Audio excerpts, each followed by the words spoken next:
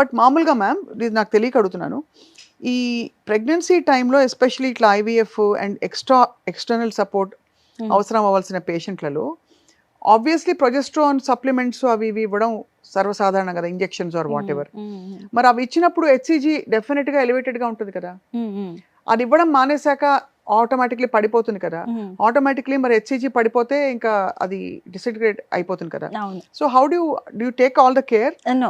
So first of all, I don't give HCG post transfer. It's only progesterone to supplement chestam.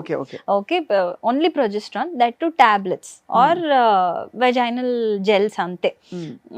Injections చాలా rare గా, అంటే మరీ miscarriage అయ్యింది ఇంకా 2 failed transfer attempts ఉన్న వాళ్ళకి తప్పించి I don't really write injections. It's very traumatic కాబట్టి, అంటే పాజిటివ్ అయితే గుర్తురాదు, నెగిటివ్ వస్తే అదే గుర్తు పెట్టుకుంటారు. So I don't really give injections.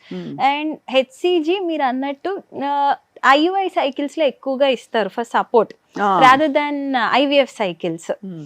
And positive వచ్చినాక కూడా వీ టెల్ దెమ్, అంటే ఇప్పుడు హెచ్సిజీ నేను say suppose urine pregnancy test 14th November చేసుకోమన్నాను, నేను హెచ్సిజీ ఇంజెక్షన్ 12th ఇవ్వను.